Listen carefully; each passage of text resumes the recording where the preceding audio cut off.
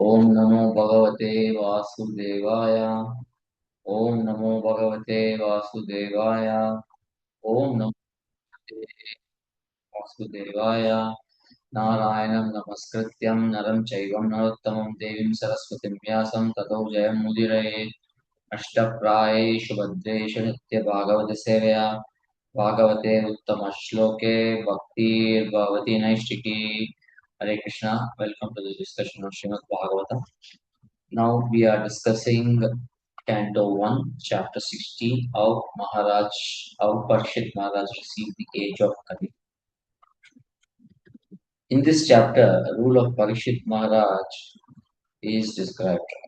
And in Chapter 12, Brahmanas have described the qualities of Parishit Maharaj at the time of his birth. These qualities manifested in Parishit Maharaj when he grew up. And in chapter 12, we can see that he is compared with Lord Rama, he is compared with Sivi Maharaj. Uh, so, those are few things which we discussed during the initial slokas. Then Shaunaka the Rishis asked some questions. We will discuss this shloka one by one. Let's go to the shloka. Shloka number one. Suta Vacha Tat Parikshit Vija Shiksha Shikshaya Mahim Mahabhagavata Cha Sasha Yatahi Sutyam Abhijata Kovidaha Samadhishamipta Mahadgunastata. Sutta Goswami said, O Lord Brahmanas, Maharaj Parishit then began to rule over the world as a great devotee of Lord under the instructions of best of wise-born Brahmanas. He ruled by those great qualities which were foretold by expert astrologers at the time of his birth. Srila Prabhupada in the purport is saying that if one is a devotee of the Lord, all good qualities of the Lord manifest him. There is an interesting shloka. यस्यास्ति भक्तिर्भगवत्या किंचन सर्वैर्गुणैस्तत्र समासते सुरा अरौ अभक्तस्य कुतो महद्गुणा मनोरथे नासति तावतो बहि. All the demigods and their exalted qualities such as religion, knowledge, and renunciation become manifest in the body of one who has developed unalloyed devotion for Supreme Personality of Godhead Vasudeva. On the other hand, a person devoid of devotional service and engaged in material activities has no good qualities, even if he is adept at the practice of mystic yoga or the honest endeavor of maintaining his family and relatives. He must be driven by his own mental speculation and must engage in the service of Lord's external energy. How can there be any good qualities in such a man?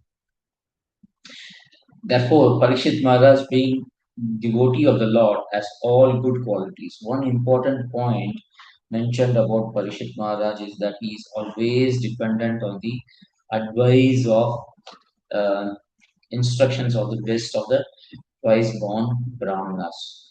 Though he was a king and scholar by himself, he was always guided. He was inspired by Maharaj Yudhishthira, who used to do the same thing. Srila Prabhupada is mentioning that Brahmanas will not take any remuneration for giving any good counseling. This was no greed to accept. You know, Brahmanas generally are not greedy and they don't accept monies. And Prabhupada is mentioning the important point here.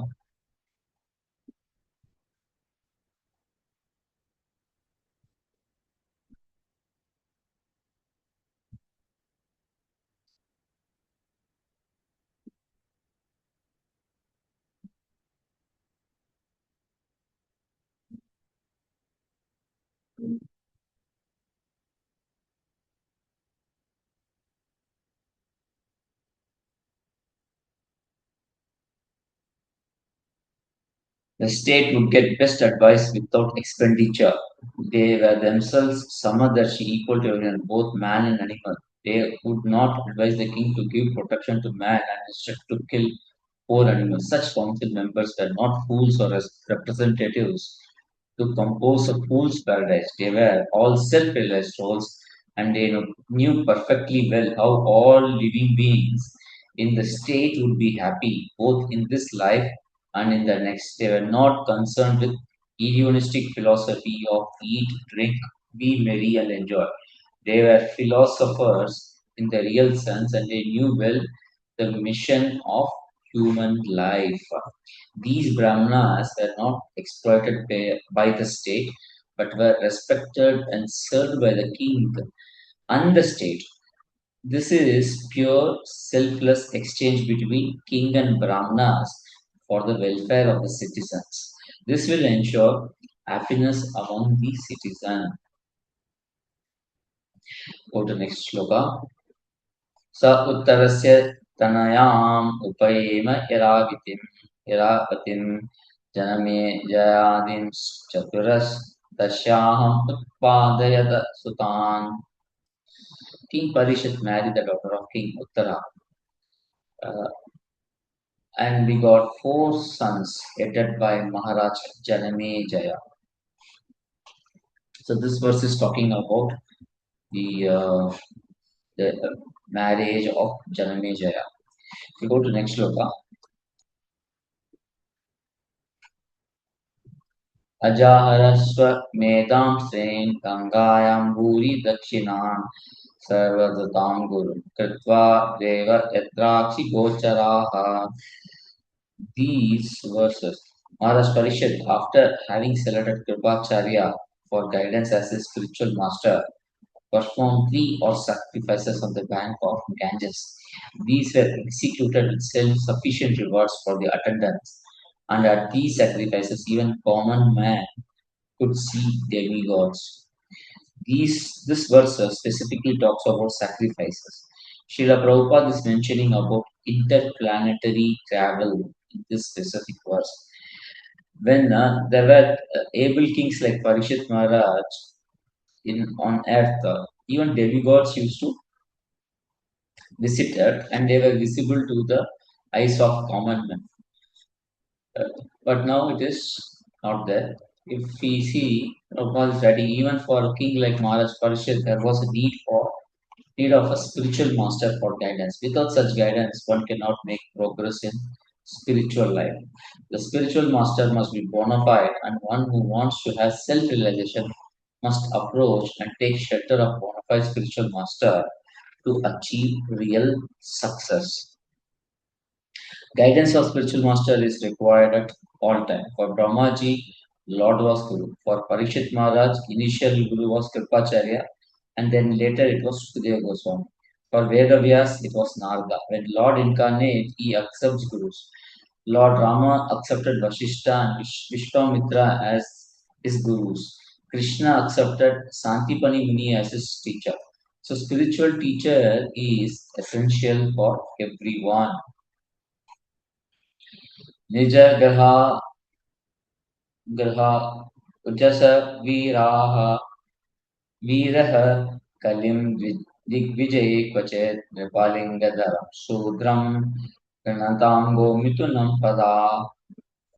Once when Maharaj Parishit was on his way to conquer the world, he saw Master of Kali Yuga was lower than a Shudra, disguised as a king and hurting the legs of cow and bull. The king at once caught hold of him to deal sufficient punishment. Now we see the activities of Kali. In first canto, um, fourth chapter, there were three questions asked by the sages of Naimisharanya. Let's go to those questions. One question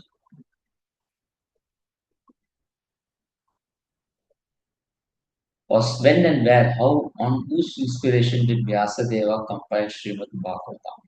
So the answer to these questions were discussed in Shloka number 1, Canto number 1, chapter 44, 17 Shloka to chapter 7, Shloka 11. And then the next question asked was Parishit Maharaj, his birth, activities, renunciation. And the answer to this question is given in chapter 1, 7, 12 to 119 and 40. Right now, we are discussing the activities of Parikshit Maharaj. And the third question was Sukadeva Goswami, how was he perceived at Hastinapur? How did his meeting with Parikshit take place? That is discussed in 18th and 19th chapter of Canto 1. So these three questions are asked by sages. Shlokan number, so chapter 5, 6, 7, 8, and also chapter 10, chapter 11 discuss about the Lord entering Parishad Maharaj's birth, departure of Vishnudev, departure of Lord Krishna, and then from for Dwaraka, and then his entrance into Dwaraka. Then chapter 12 talks about birth of Parishit Maharaj.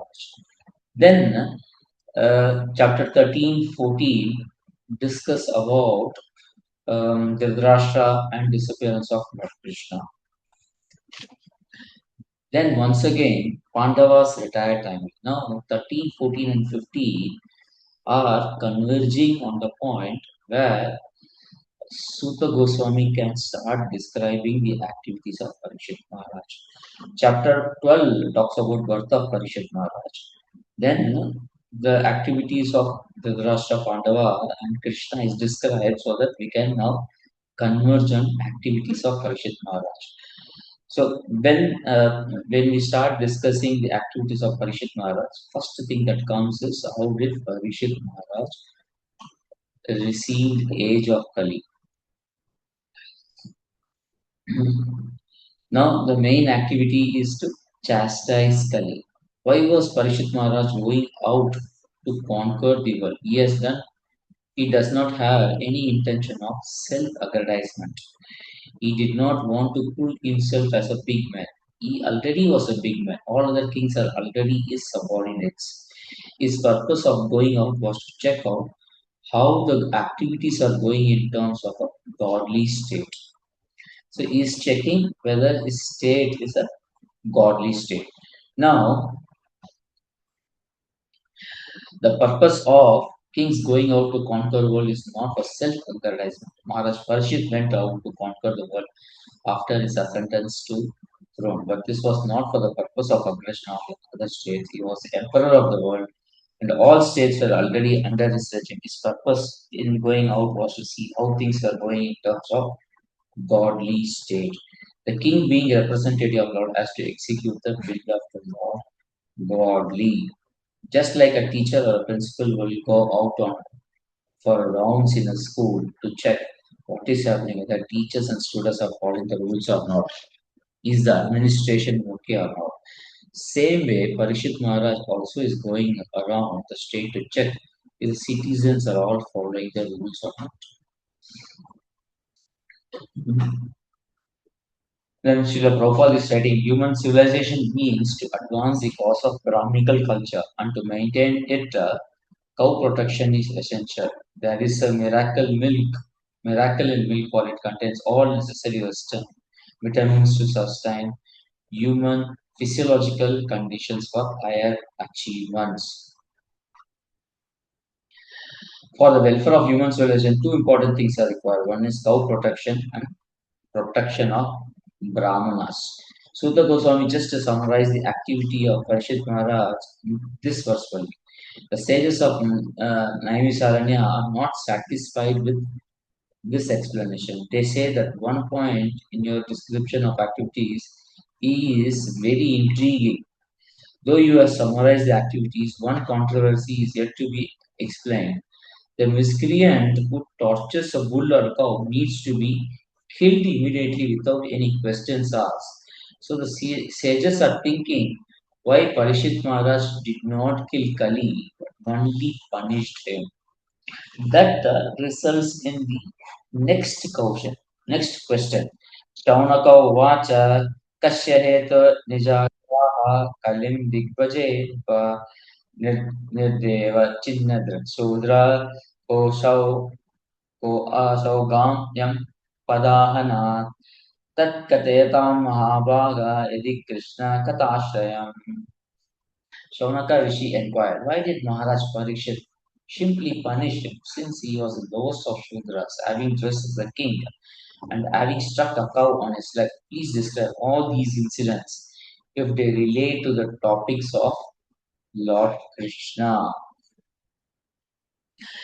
Shaunakadi rishis could not think of cow being tortured. They could not imagine that there could be a slaughterhouses. The Shaunakadi rishis were thus inquisitive, but they do not want to understand anything which is not related with Krishna. Sometimes in Srimad Bhagavatam class, we may ask question which is not related to Krishna conscious, which is like devotees or Krishna conscious service or Krishna related. Anything which is not related with Krishna is Prajalpa. In this assembly of Suta Goswami and Shaunakadi rishis, there is no question of Prajalpa. But still they emphasize to elaborate only if it is related with Krishna. Let us go to the next shloka, shloka number 6. Atavasya padamboja makarandaliham satam kim manye asala alapay ayusho yat asat vyayaha. The devotees of the Lord are accustomed to licking of the honey available from the lotus feet of Lord. What is the use of topic which simply wastes one's valuable time? Devotees were accustomed to listen to licking of honey of the lotus feet of Lord. The nectar coming from the lotus feet of Lord is released by pure devotees. So they cannot listen to anything. And specifically, Atavasya Padamboja Makarandaliyam Satam Kim Manya Asadalapai Ayisho Yet Sad Yet Asad Vyayaha. So this is a very nice poetic. Our life is very valuable, but if we use the life for simply hearing things which are not related to Krishna, then it is waste of time. That is why we are asking to describe.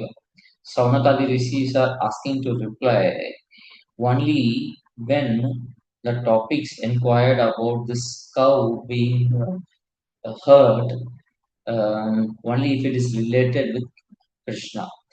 If punishing of Kali and not killing Kali is related with Krishna, then only Sutta Goswami should describe it. Otherwise, it is not concerning Krishna, means they are not interested in it.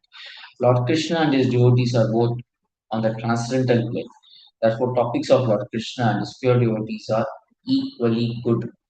Both Krishna Katha and Vaishnava Katha are inspiring a devotee to practice Krishna consciousness. Hence, they should be heard.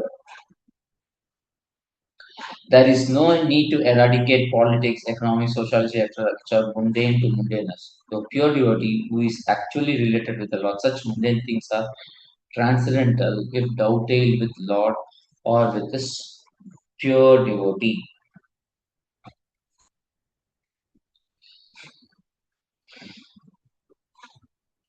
The second paragraph is very important. Our duration of life is not very long, and there is no certainty of when we shall be ordered to leave everything for next stage.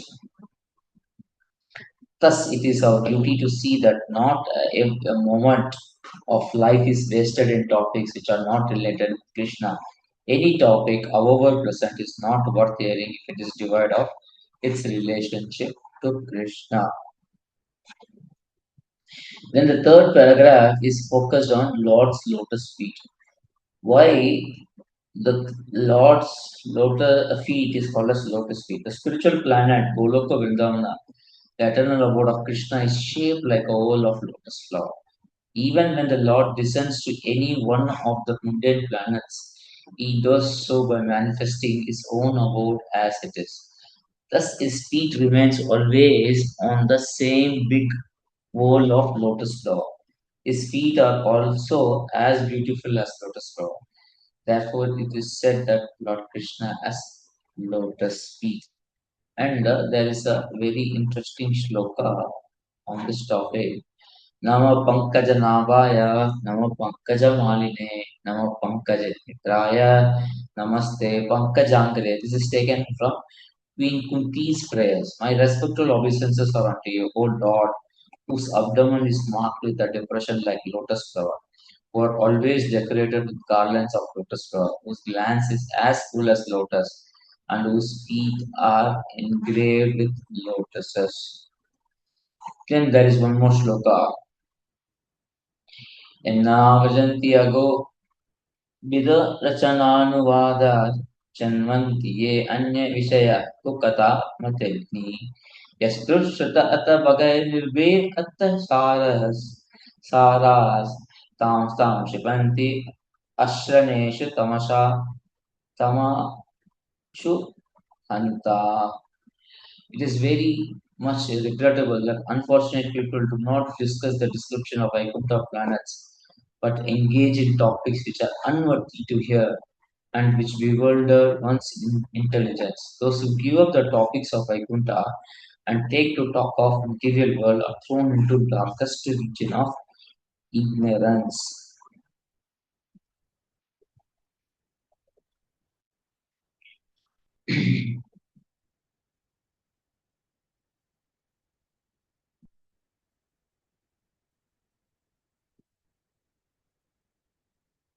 Okay, so we need to restrict to the topics of God. And now Srila Prabhupada is writing in this shloka a purport. A living being is eternal by constitution.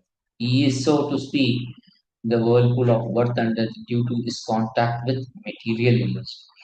Freed from such material energy, a living entity is liberated and is eligible to return home back to God.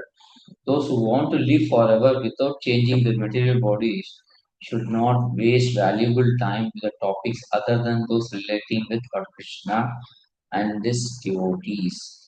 If one does not take interest in description of Lord's abode and Shrinvantiye Anya Vishaya, that is Shrinvantiye Anya Vishaya, Shrinvantiye Anya Vishaya, that is take to talk of material world. Kukata. Kukata means Kukata means that bad words which kill our intelligence. The real word to word translation of this shloka, and we can see that Kukata, bad words. Anya Vishaya, those who other subject matter, bad words. Matigni kills intelligence. It is killing intelligence, which Matigni means it kills the intelligence. So the words which do not describe Krishna are like bad words which kill our intelligence. This means what topics we associate with in our day-to-day life, that destination we reach at the end of life. If one is associated with materialistic affairs, then he will end up in materialistic world only. When one is engaged in topics of Krishna, his devotees, then you would end up in Krishna Loka. Hearing brings transformation in heart. Hearing has a lot of impact on heart. When we hear about topics of Krishna and his devotees, then our heart softens. The contamination in heart comes down and we become pure. Then there is one more sloka. Pravishta karna randrena swanam bhava saroruham dunoti shamalam Krishna Shalilasya Yatha. The sound incarnation of Lord Krishna, the Supreme Soul, that is Srimad Bhagavatam, enters into the heart of self-realized soul, sits on the lotus flower of his loving relationship, and thus cleanses the dust of material association, such as lust, anger, and anxiety. Thus, it acts like a autumnal rains upon pools of muddy water. And there is one more shloka. Shrotavyadini Rajendra Ninam Shanti Sahasrata Apashyatam Atvatattam Griheshu Grihamedinam. Those persons who are materially engrossed, being blind to the knowledge of ultimate truth, have many subject matters for hearing in human society. O Emperor. Therefore, if we go to Pashyatam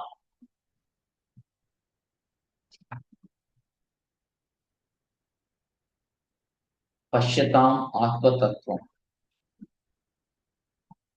What's that?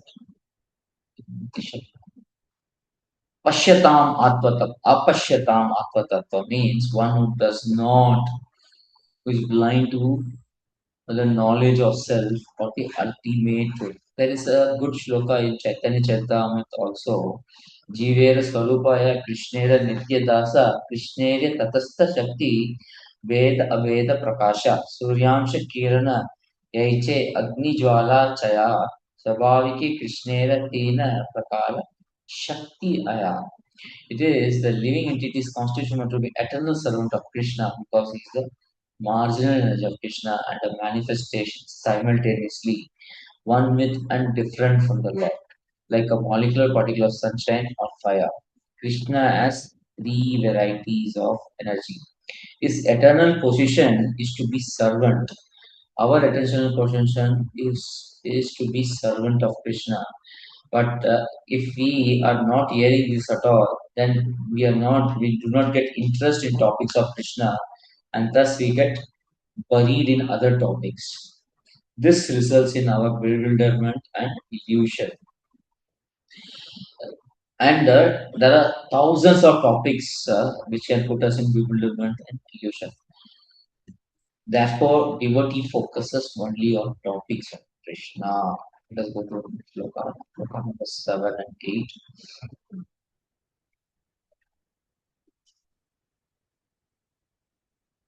Shudra युषामृणाम् अंग मृत्यानां ऋतम् इच्छताम् इहोपाहूत भगवान् मृत्यु सम्मित्र कर्मणि.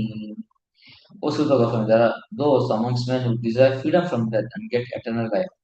They escape the slaughtering process by calling controller of death Yama, Yamaraja. So long as we are hearing Srimad Bhagavatam, the Lord of Death, Yamaraja, is also hearing the class. Devotees invite Yamaraja in the class. Thus, when hearing Srimad Bhagavatam, devotees will not die. How niraloke piyate ari leelamatam. Acha.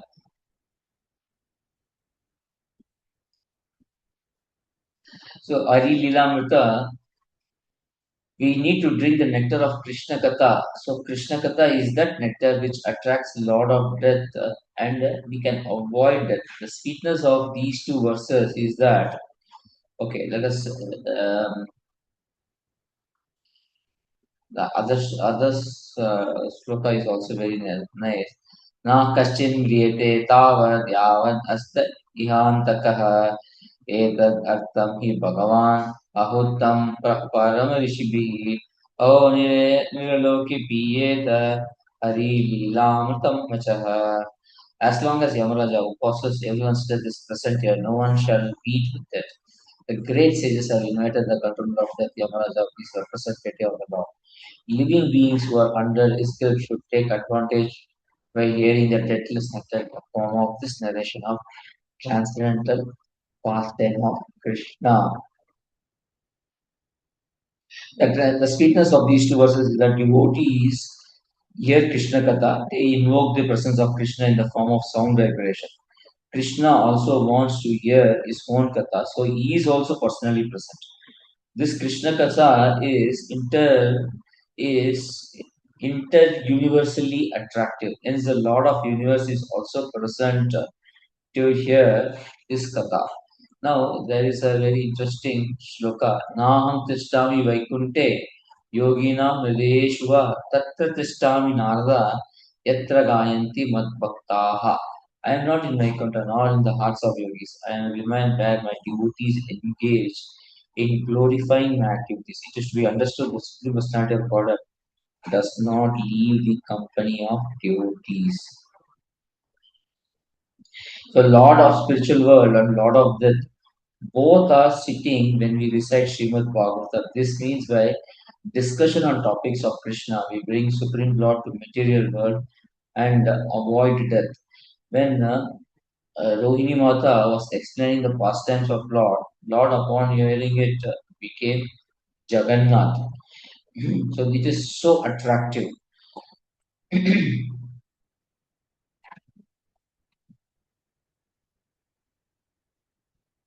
That's one important point here.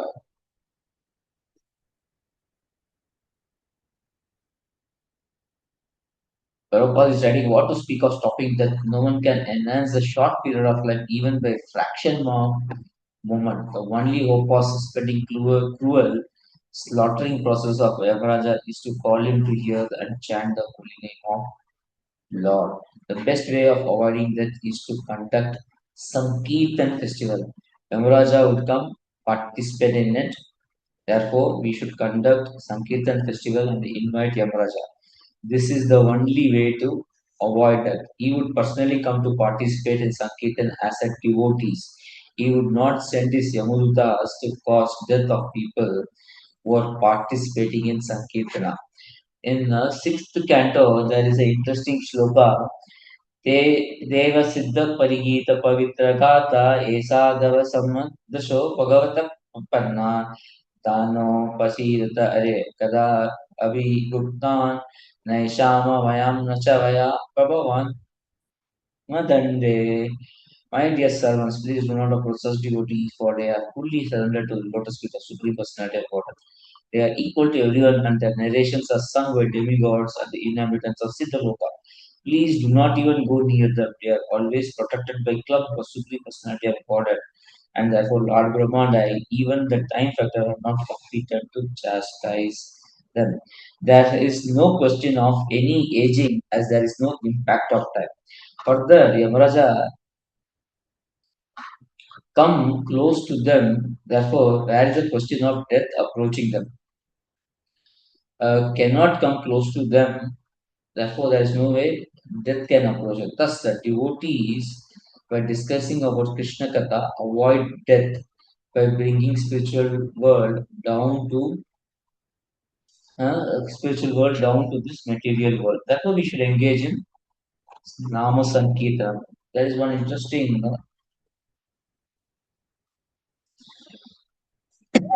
point. Every human being dislikes meeting death, but he does not know how to get rid of death. The surest remedy for avoiding death is to accustom oneself to hearing the nectarian pastimes of God, as they are systematically narrated in the text of Srimad Bhagavatam. It is advised herein, therefore, that any human being who desires freedom from death should take to this course of life as recommended by Rishis, aided by Shaunaka. Go to next shloka. Mandasya manda प्रज्ञस् प्रज्ञस्य वायो मन्दयुषश्च वै निद्राय हृते नक्तं दिवाच व्यर्थ कर्मभिः. Lazy human beings with paltry intelligence and a short duration of life pass the night sleeping and they performing activities that are for naught. Life of materialistic people are centered around sense gratification. Srila Prabhupada is writing here. Interesting. Sense enjoyment is also allowed to lower animals by law of nature. And thus human being is also destined to certain amount of sense enjoyment according to his past or present life.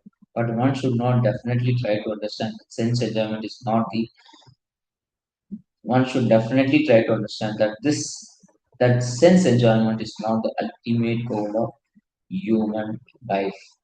They also indicate the sages said that the Saunaka Rishi by asking about Parshit Maharaj and why Parshit Maharaj did not kill Kali, they also want to indicate. They also indicate that they would like to talk about pastimes related with Krishna. Glories of hearing Krishna Katha is explained along with this question.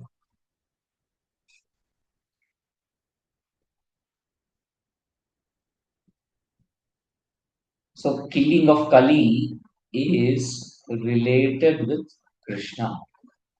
Um, Killing of Kali is not required because Srimad Bhagavatam is going to manifest. And Srimad Bhagavatam is incarnation of Krishna. Therefore, chastisement of Kali, the subsequent two chapters are related with Krishna. That is why Suta Goswami elaborates this topic. Okay, we'll stop here. Thank you very much. पंचाकल्पतरुभ्यश्च कृपा सिन्धुभ्यः च पतितानां पावनेभ्यो वैष्णवेभ्यो नमो नमः। ग्रंथराज श्रीमद् भागवतम की जय। जगत गुरु श्रीला प्रभुपाद की जय। और